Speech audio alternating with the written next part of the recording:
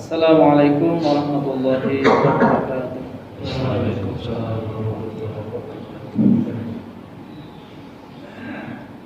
Alhamdulillahirabbil alamin. Nahmaduhu wa nasta'inuhu wa nastaghfiruh wa na'udzu billahi min shururi anfusina wa min sayyiati a'malina. May yahdihillahu fala mudilla lahu wa may yudlil fala hadiya lahu. أشهد أن لا إله إلا الله وحده لا شريك له وأشهد أن سيدنا محمدا عبده ورسوله لا نبي ولا رسول بعده. قال الله تعالى في كتابه الكريم: أعوذ بالله من الشيطان الرجيم. بسم الله الرحمن الرحيم. يا أيها الذين آمنوا اتقوا الله حق تقاته ولا تموتن إلا وأنتم مسلمون. Para sesepuh yang saya hormati, para tokoh agama, tokoh masyarakat, khususnya pada Bapak Ketua Takmir Masjid yang saya hormati, juga jamaah subuh kaum muslimin wal muslimat yang saya hormati, dan mudah-mudahan semuanya senantiasa mendapatkan rahmat Allah Subhanahu wa taala.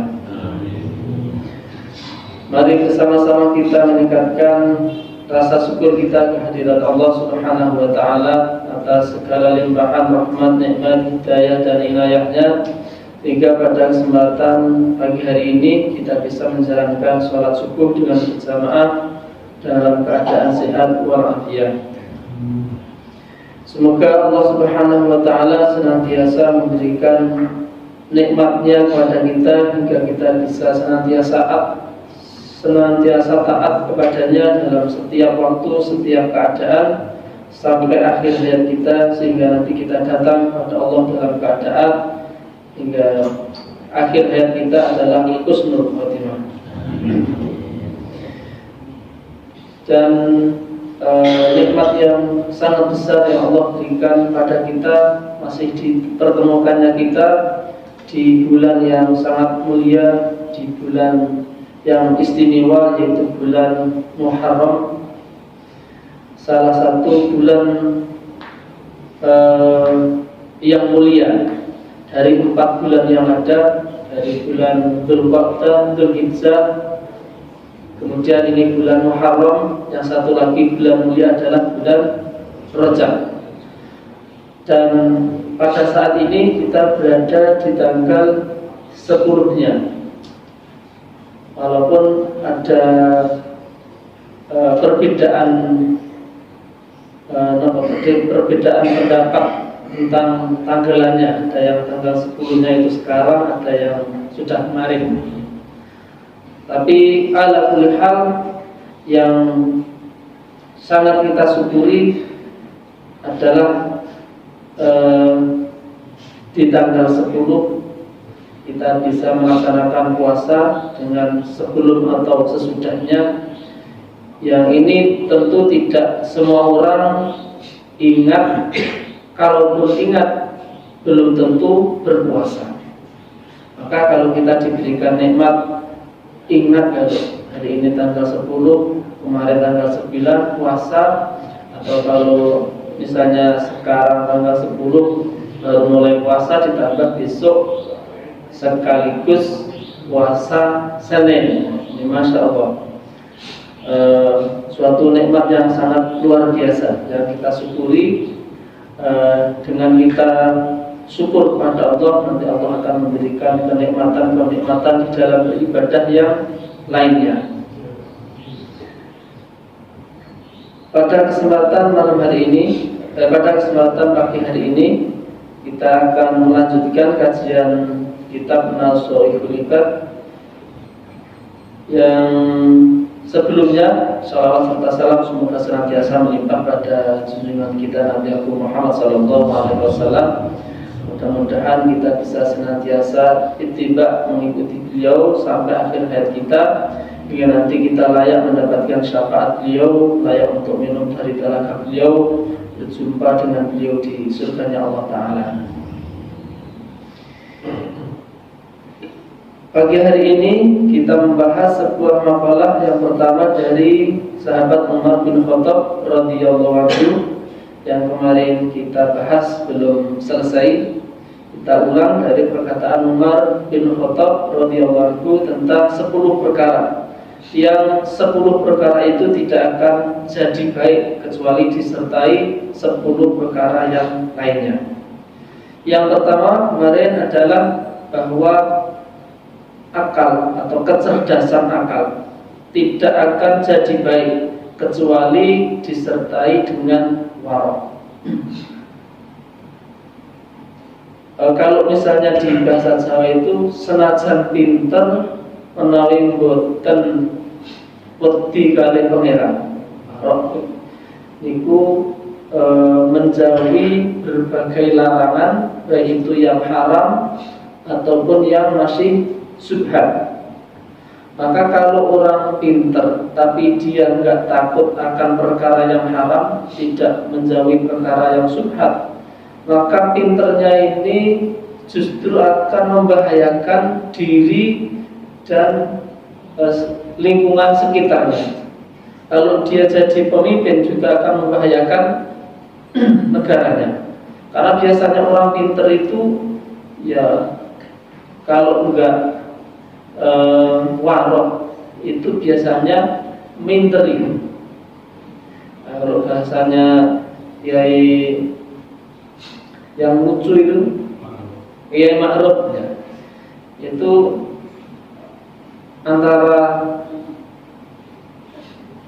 apa itu seorang yang pinter, misalnya dibandingkan dengan tikus yang dia itu merusak, itu masih mendingan tikus merusaknya. Kalau tikus itu paling merusak itu padi berapa ya, 1 hektar nggak sampai. 1 tikus maksudnya, 1 tikus paling berapa dia. Tapi kalau 1 orang kemudian merusak, masya Allah, bisa 1 negara itu rusak. Kalau satu gajah mungkin akan merusak kalau dia ngamuk misalnya. Itu paling berapa kerusakan yang ditimbulkan. Tapi kalau manusia pinter, muiter banget, terus dia merusak, itu bisa 1 negara bahkan lebih. Kita lihat pemimpin-pemimpin yang levelnya dunia kemudian merusak negaranya sendiri, merusak negara orang lain karena ambisinya. Itu kan dari kecerdasan. Karena kalau nggak pakai kecerdasan ya nggak bisa seperti itu. Kalau misalnya saya gitu, nggak bisa. Paling rusaknya apa? Nah, mereka yang pintar-pintar ini kalau tidak ada waroknya, menjaga diri dari perkara yang haram, yang subhat, itu tidak akan jadi baik kepintarannya. Maka hendaklah kalau kita itu milih seseorang untuk jadi pemimpin misalnya, yang dilihat jangan hanya kecerdasan EQ-nya, tapi juga waroknya itu seperti apa. Karena sudah banyak kita lihat pemimpin-pemimpin kita itu pinter-pinter banget, tapi karena nggak ada warok, hari ini kita saksikan berbagai macam penyimpangan yang sangat luar biasa yang susah untuk diatasi. Itu lahir karena pinter yang tidak disertai dengan waroknya. Kemudian yang kedua, walal amal bi ghairi ilmin, amal tanpa disertai dengan ilmu. Amal itu tidak akan jadi baik kecuali disertai dengan ilmu. Maka beramal haruslah disertai dengan ilmu.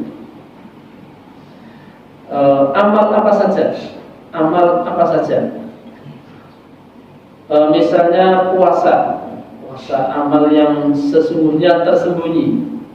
Tapi kalau kemudian tidak disertai dengan ilmu, macam-macam, mungkin juga puasa yang dilaksanakan itu bisa jadi enggak sah. Bukan hanya berkurang pahalanya atau mungkin tidak ada pahalanya, yang ada hanya menahan lapar dan dahaga sebagaimana yang disebutkan oleh Rasulullah, tapi juga mungkin tidak sah, yang nggak dapat apa-apa sama sekali. Karena ada sebagian orang itu yang punya keyakinan puasa Ramadan, kemudian yang penting itu nggak makan, nggak minum, kemudian siang hari dia rukuan. Nah, ini kan cuma angin. Itu misalnya seperti itu. Kalau yang membatalkan pahala puasa, seperti riba, mencela orang lain, berbuat dosa, itu kan mengurangi pahala atau bahkan menghilangkan pahala puasanya. Tapi juga ada orang-orang yang memang dari syarat rukunnya itu tidak terpenuhi. Mungkin niatnya tidak diperhatikan, akhirnya puasa wajib tapi dia tidak meniatkan puasa. Itu juga amal tapi tidak disertai dengan ilmu. Kemudian walal fauzu bi ghairi khusyatin, dan tidak ada kebaikan, keberuntungan tanpa disertai dengan khasyah, tanpa disertai dengan rasa takut kepada Allah Subhanahu wa taala. La yadkhulun nara man yabki min khasyatin hatta yalijallaka fi dharri. Tidaklah akan masuk neraka orang yang menangis karena takut kepada Allah sampai susu masuk ke dalam putingnya kembali. Itu kan tidak mungkin. Artinya orang-orang yang takut kepada Allah itu kemungkinan besar itu dia akan bebas dari neraka, tidak akan dimasukkan ke dalam neraka. Orang-orang yang banyak menangis karena takut kepada Allah Ta'ala. Namun namanya nangis itu ternyata bukan perkara mudah. Bahkan ibadah nangis beribadah kemudian bisa nangis di malam hari setelah sholat malam, kemudian memperbanyak istighfar sampai mengingat dosa-dosa yang telah lalu bisa nangis, itu sangat susah sekali. Hanya orang-orang tertentu, orang-orang khusus yang diberikan taufik oleh Allah Subhanahu wa taala yang bisa seperti itu. Orang mungkin bisa sholat sunnah berpuluh-puluh rakaat atau bisa puasa macam-macam, tapi belum tentu dia itu bisa nangis takut kepada Allah atau takut nerakanya Allah Subhanahu wa taala. Maka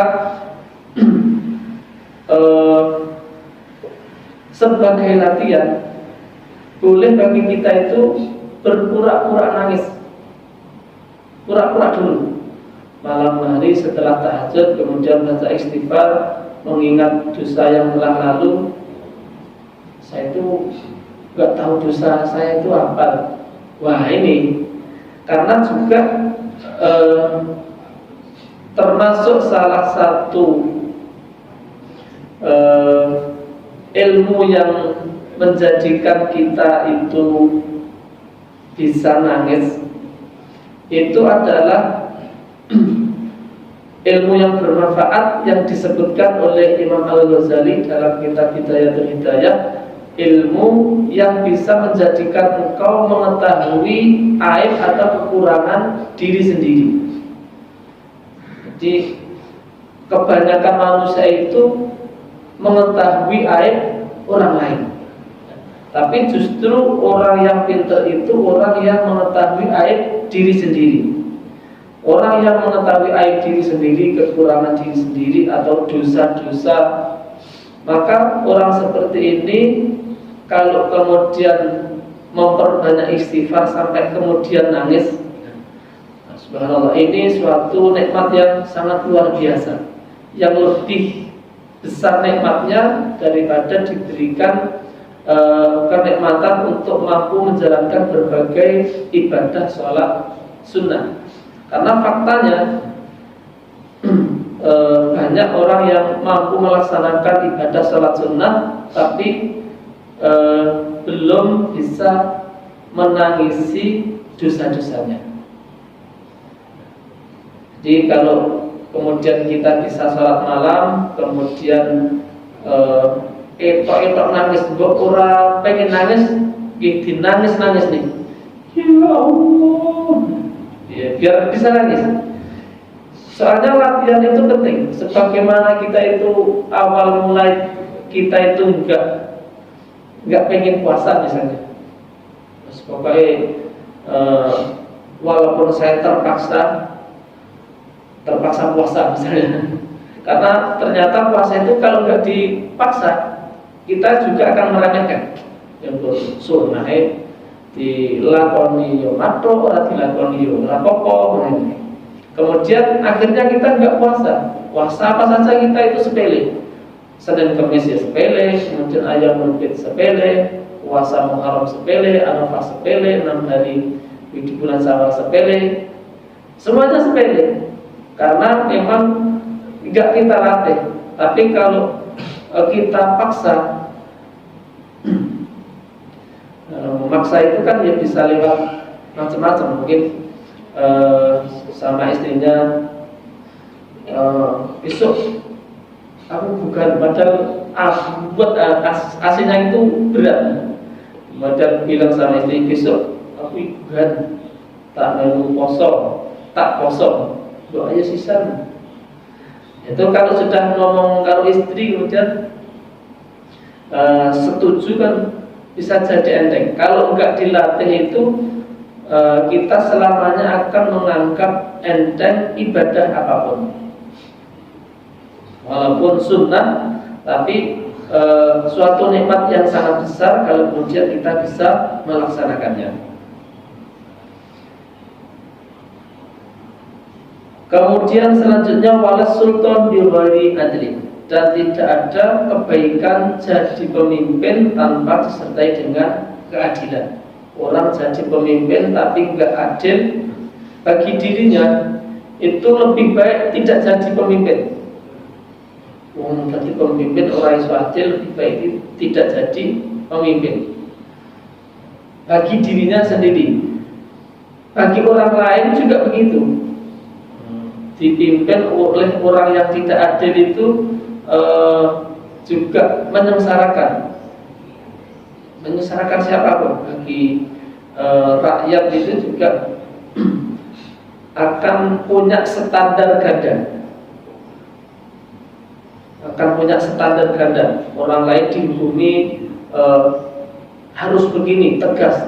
Tapi di kala yang lain, ketika ternyata yang berbuat kerusakan, berbuat melanggar aturan itu adalah kerabatnya, padahal yang dilanggar itu lebih berat, nah, justru diberi kebebasan. Ini pemimpin-pemimpin yang tidak adil, termasuk di dalamnya masuk kategori pemimpin yang tidak adil itu pemimpin-pemimpin yang dalam memutuskan perkara hanya berdasarkan uang. Maksudnya berdasarkan uang itu ya kalau uangnya banyak dimenangkan perkaranya. Ini jelas, sangat jelas. Wani bayar piro, nanti perkaranya tak usahakan.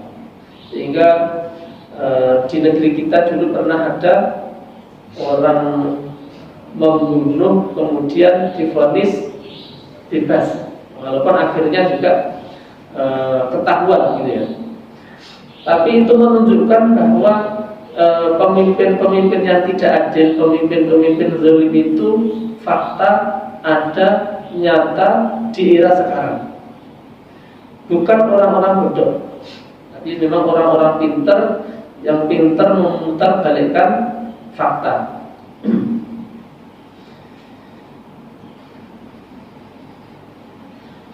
Wal hasabu bi ghairi adabin, dan tidak baik orang yang punya kedudukan tinggi, orang yang punya nasab yang luhur, tapi tidak punya adab. Orang yang punya kedudukan tinggi atau orang yang punya nasab yang luhur, tetapi tidak punya adab.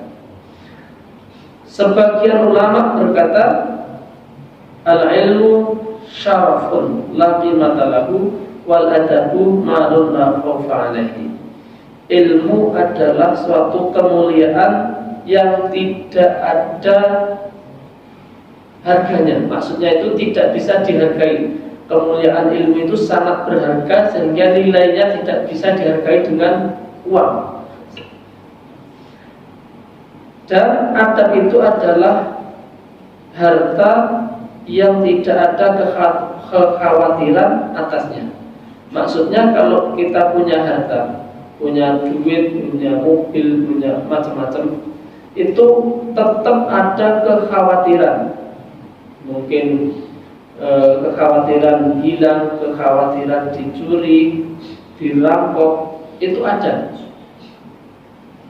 Kemudian jenengan belum pernah merasakan ini, jadi ciri-ciri jenengan boten nate gadah duit bukan. Karena teman saya yang bendahara, ketika dia itu megang uang lebih dari 100 juta, itu bingung, minta tahu di mana, nek misalnya kelong, duit gitu. Nah, orang yang megang harta itu ternyata seperti itu. Dan rata-rata orang yang punya harta banyak itu rasa khawatir itu pasti. Sampai kemudian ada tetangga saya di Kebonsari dulu, itu sakit bingungnya itu uang itu dipendam ya, dapat dipendam di bawah tanah, buatkan bunker kecil. Tapi karena dia belum pengalaman betul, jadi dipendamnya itu cuma dipendam terus dikasih. Setelah beberapa, nggak tahu itu berapa lama, cuman ketika dibuka ternyata kebanyakan dari uangnya itu dimakan rayap. Dibawa ke bank itu ada yang terselamatkan dan ada yang tidak terselamatkan. Artinya yang masih bisa terselamatkan oleh bank ya diijoli gitu. Tapi yang kemudian sampai kecil-kecil merpel itu ya bank pun nggak mau gitu. Ini membuktikan bahwa setiap orang yang punya harta itu ada kekhawatiran, entah itu khawatir hilang, khawatir dicuri, khawatir jikuk tuyul barang, gitu. Macam-macam khawatirnya ada gitu. Ada orang yang punya harta banyak itu kemudian khawatir dicuri tuyul, terus dikasih macam-macam kayak gunting, kayak pocong, kayak macam-macam ini. Orang yang punya adab itu gak khawatir sama sekali. Wadah itu dicuri, nggak ada gitu. Oleh sopan pun iro-iro, nggak ada seperti itu kan. Jadi adab itu adalah satu harta yang tidak khawatir, tidak ada kekhawatiran apapun padanya. Nggak khawatir adabnya dicuri tuyul atau dicuri orang atau maksudnya begitu. Wala surur bi ghairi amin, dan tidak ada kebaikan kegembiraan yang tidak disertai rasa aman.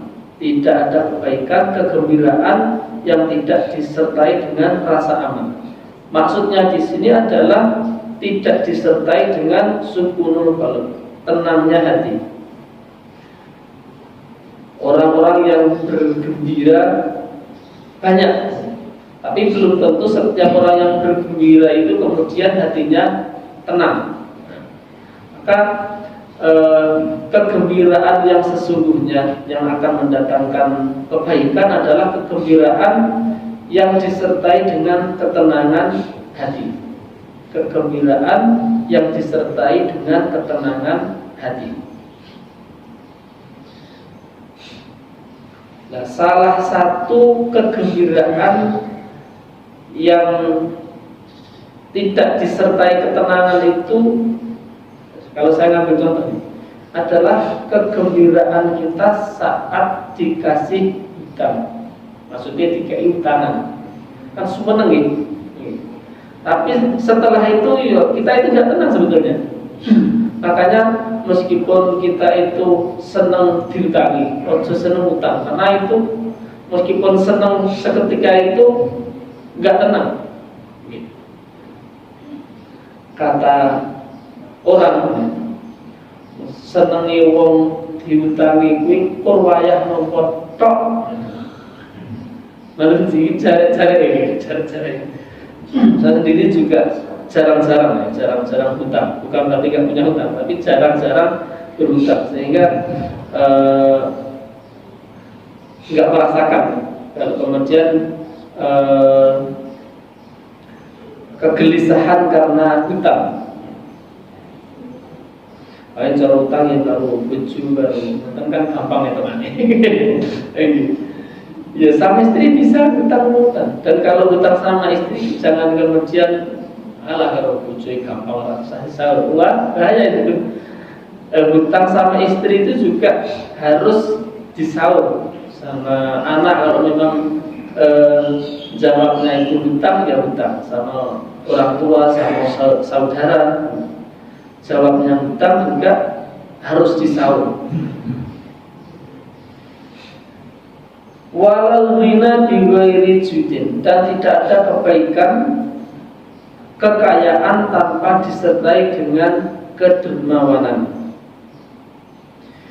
Rasulullah sallallahu alaihi wasallam bersabda, as-sakhiyyu qaribun minallahi ta'ala, qaribun minan nas, qaribun minal jannah, ba'idun minan nar.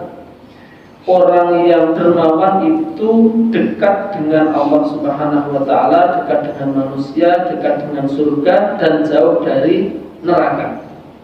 Jadi orang kaya kemudian dermawan, maka dia dekat dengan Allah, dekat dengan manusia, dekat dengan surga, jauh dari neraka. Wal bakhilu ba'idun minallahi ta'ala, ba'idun minan nas, ba'idun minal jannah, qaribun minan nar.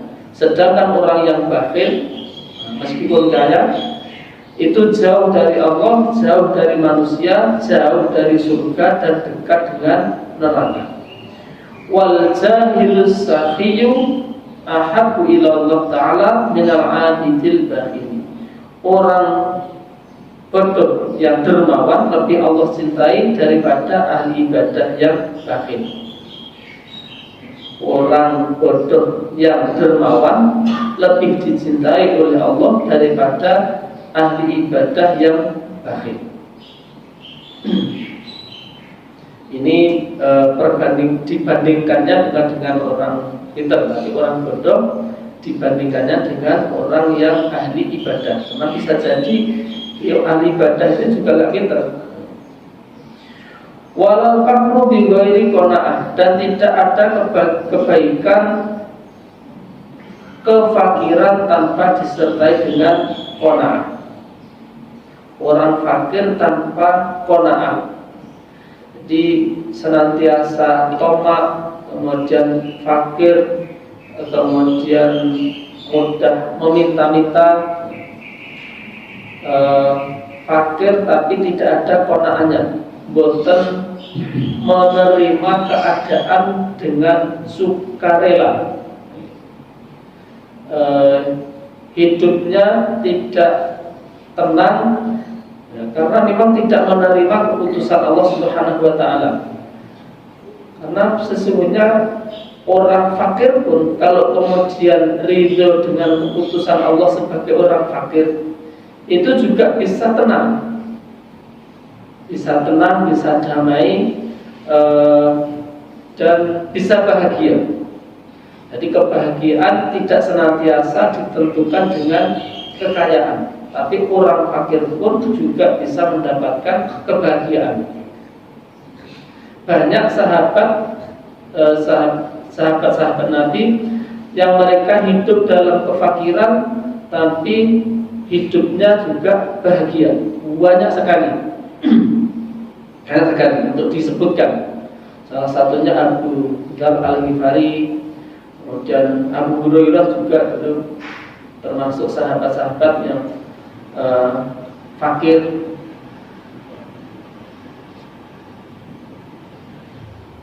Rasulullah Sallallahu Alaihi Wasallam bersabda, "Kun wari'an, takun abadan nasi, wa kun qani'an, takun ashkaran nasi, wa ahibbalin nasi ma tuhibbu li nafsika, takun mu'minan, wa ahsin mujawarata man jawaraka, takun musliman, wa aqillah dhahka, fa inna kathrata dhahki tumitul qalba." Jadilah engkau orang yang warok, menjaga diri dari perkara yang haram, perkara yang subhat, maka engkau akan menjadi orang yang paling banyak ibadahnya di antara manusia. Takun abadan nasi, orang yang paling banyak ibadahnya. Dan jadilah engkau orang yang qanaah, menerima dengan sukarela, suka hati keadaan dirinya. Jadilah engkau orang yang qanaah, maka engkau akan menjadi orang yang paling bersyukur. Orang yang bisa bersyukur adalah orang yang bisa qanaah. Wa ahibba lin-nasi ma tuhibbu li nafsi, dan cintailah manusia untuk manusia apa yang engkau cintai untuk dirimu sendiri. Engkau suka apa, perbuatlah orang lain itu seperti itu. Seperti engkau suka diperlakukan, maka perlakukan manusia juga seperti itu. Takun mukminan, maka engkau akan jadi orang mukmin yang sesungguhnya. Wa ahsin mujawarata man jawaraka, takun musliman, dan perbaikilah tetanggamu. Berbuat baik dengan tetangga, maksudnya memperbaiki hubungan tetangga, maka engkau akan jadi orang muslim sejati. Memperbaiki hubungan tetangga, karena hidup bertetangga itu juga enggak mudah. Terkadang tanpa disadari mungkin tetangga itu juga mengganggu kita. Kadang tidak dalam jangka waktu yang sebentar. Itu pernah diperaduli teman yang tetangganya itu memelihara hewan di dekat rumahnya. Itu bagi dia itu kan mengganggu. Hari-hari mabuk, kotoran. Terus gimana saya itu? Ya gimana namanya bertetangga, ya sabar lah. Dan sabar dalam jangka waktu lama ini kan susah. Ada yang memelihara ayam, setiap hari dapat kotoran ayamnya. Kadang di samping rumah, kadang di depan rumah, kadang masuk rumah, kadang masuk dapur gitu. Ya, namanya tetangga kan tiba-tiba ngelak gitu.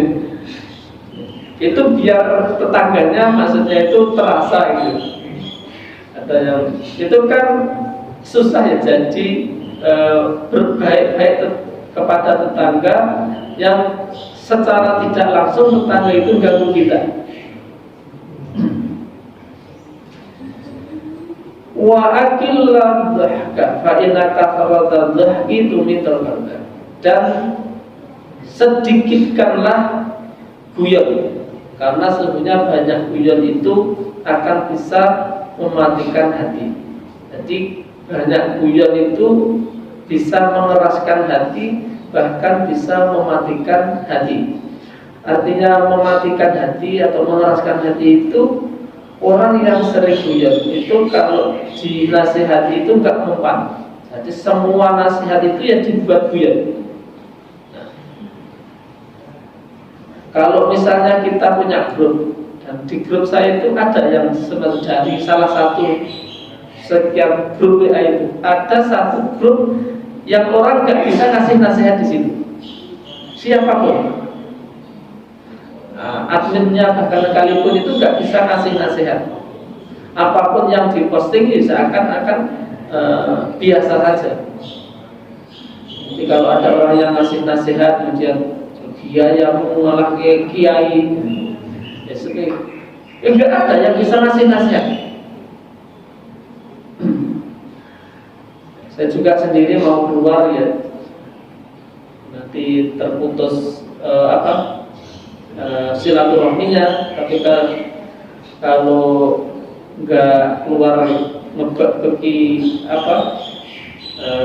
pangkuan BA biasa, dan itu juga maka banyak guyon sebetulnya nggak masalah, cuman jangan setiap momen, setiap waktu itu senantiasa diisi dengan guyon. Jadi guyon itu boleh, cuman tidak memperbanyak guyon, apalagi guyon kemudian bohong.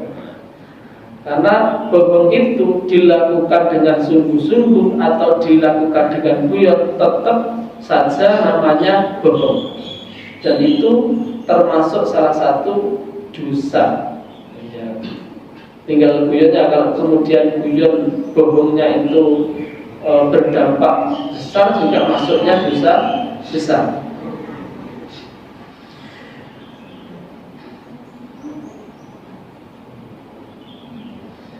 Wala rif'ata bi ghairi tawadhu'in, dan tidak ada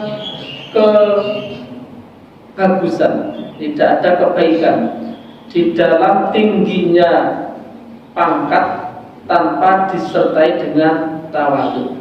Tidak ada bagus-bagusnya orang yang punya pangkat tinggi tanpa disertai dengan tawadhu.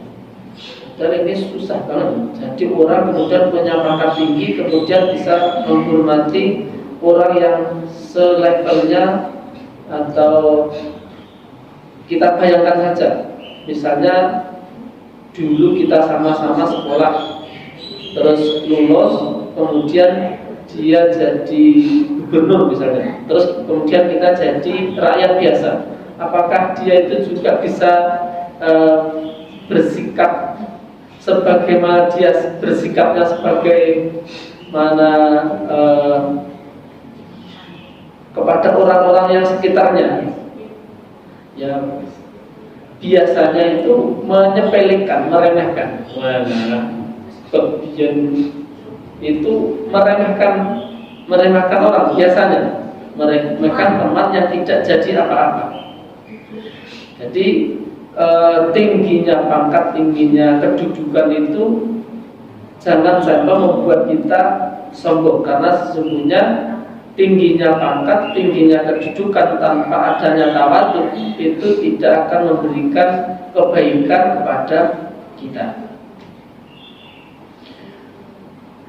Wala jihad bi ghairi taufiqin, dan tidak ada kebaikan di dalam bersungguh-sungguh ad-du'a ila din al-haq. Tidak ada kebaikan bersungguh-sungguh dalam mendakwahkan agama yang benar tanpa disertai dengan taufik. Wahwa, yang dimaksud taufik di sini adalah ayyakuna fi'lul abdi muwafiqan lima yuhibbullahu ta'ala wa yardahu, yaitu perbuatan hamba itu sesuai dengan perkara yang dicintai oleh Allah Subhanahu wa ta'ala dan diridhoinya. Orang yang berjuang, memperjuangkan agama Allah ta'ala, itu tidak ada baik-baiknya kalau kemudian tidak melaksanakan atau perbuatannya tidak disukai oleh Allah Subhanahu wa ta'ala. Tukang dakwah, tapi kemudian apa yang dilakukan itu tidak dicintai oleh Allah Ta'ala. Ya, banyak berarti dia tidak melaksanakan apa yang didakwahkannya. Ajak poso, orang poso ini. Ajak jamaah malah bukan jamaah. Ayo poso ngaji malah bukan ngaji. Bahkan malah berbuat yang sebaliknya, berbuat maksiat, berbuat perkara-perkara yang tidak ada gunanya. Ini orang yang bersungguh-sungguh mendakwahkan agama, kalau tanpa disertai dengan taufik, artinya dia melakukan sesuatu yang dicintai oleh Allah Ta'ala, maka apa yang menjadi kesungguhannya itu tidak banyak berguna, tidak ada baik-baiknya.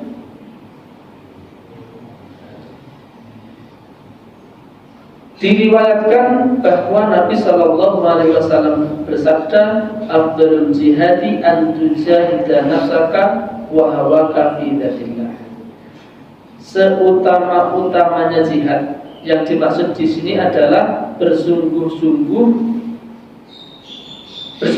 Yang dimaksud jihad di sini adalah bersungguh-sungguh. Adalah engkau bersungguh-sungguh untuk melawan hawa nafsumu karena Allah Ta'ala. Yang dimaksud bersungguh-sungguh dalam agama Allah di sini adalah bersungguh-sungguh melawan hawa nafsu karena Allah Ta'ala. Maka perkara atau seutama-utama berjihad adalah engkau melawan hawa nafsu karena Allah Ta'ala. Karena hawa nafsu banyak mengajak kepada keburukan. Maka orang yang senantiasa melawan hawa nafsunya dalam setiap waktu, setiap keadaan, itu adalah bentuk usaha yang paling bagus. Nah, maksudnya di sini adalah lebih bagus daripada dia bersungguh-sungguh mengajak orang lain untuk berbuat baik. Karena sekalipun dia mengajak orang lain untuk berbuat baik, kemudian dia tidak berusaha untuk melawan hawa nafsunya, ini orang lain juga, istilah sekarang itu ngepret nih. Apa itu? Orang lain disuruh gini gitu, dirinya sendiri. Maka tidak ada kebaikan di dalam bersungguh-sungguh memperjuangkan agama kalau kemudian tidak ada taufik. Dia sendiri tidak melakukan apa yang dicintai oleh Allah Subhanahu wa Ta'ala.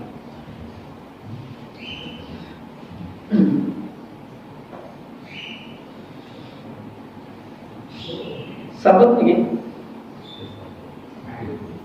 dari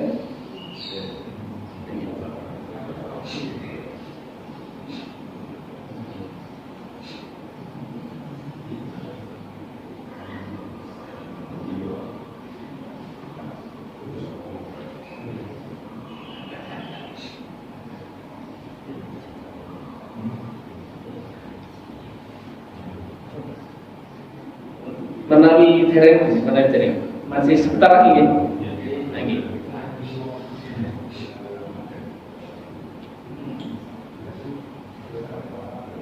Dari sahabat Utsman radhiyallahu anhu bahwa ada 10 perkara juga yang tidak berguna atau dalam hal ini sia-sia ketika tidak disertai dengan 10 perkara. Yang pertama, alimun la yus'alu anhu wa ilmun la yu'malu bihi. Orang alim yang tidak ditanya dan ilmu yang tidak diamalkan. Ini menjadi sia-sia. Maka orang alim tentang ilmu agama, orang yang pintar tentang ilmu agama itu ya kemudian mesti senantiasa menjaga ilmunya untuk siap ditanya dalam berbagai masalah. Karena kalau tidak, ya akan menjadi sia-sia. Demikian juga ilmu yang tidak diamalkan, itu akan sia-sia saja. wa ra'yun shawabun la yubalu, dan juga pendapat yang benar tapi tidak diterima, maka itu juga jadi sia-sia. Pendapat yang benar tapi tidak diterima. Wasilahun la yusta'mal, dan pedang yang tidak pernah digunakan.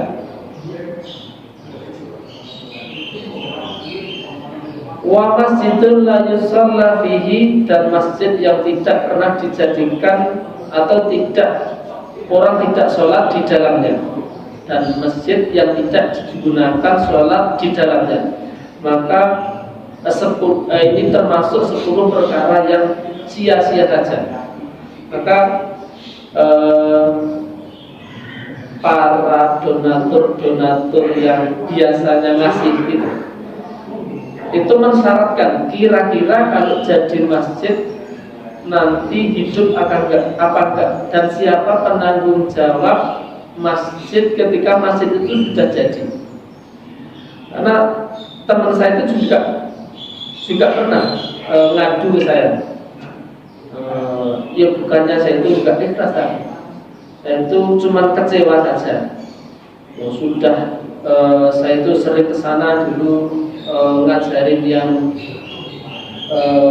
tua-tua untuk bisa ngaji. Ketika saya di sana itu pada rame. Setelah tak tinggal ke Bangunsari ini, saya kesana kok nggak ada jamaahnya sama sekali. Jadi ketika dia pindah ke Bangunsari, bangun masjid di sana. Di sana itu setelah masjidnya megah, itu malah jarang digunakan untuk sholat. Padahal dulu ketika masjidnya kecil, dia ada di sana. Karena ketika di sana mungkin belum kaya. Ketika sudah di Bangunsari, semakin lama semakin kaya, terbantu di sana bisa mendirikan masjid yang megah, yang bagus ya. Nah, tapi justru jamaahnya ini semakin jarang. Bahkan kelihatan kan kalau masjid nggak digunakan itu ketika kita datang sudah terlihat telek cecak di sana sini, terus kelihatan kotor, kelihatan. Ini kan sebagai orang yang bangun masjid ngasih dana itu kan mau nggak mau terasa kecewa. Wa mushafun la yuqra'u, termasuk perkara yang sia-sia adalah mushaf yang tidak pernah dibaca. Nah, biasanya ini mantenannya mahari Al-Quran itu sebenarnya wajib untuk dibaca itu. Sampai 10 tahun itu masih anyir, belum dibuka, sak buntel-buntel ini. Ini termasuk yang sia-sia. Wa man la yunfiqu minhu, dan harta yang tidak diinfakkan,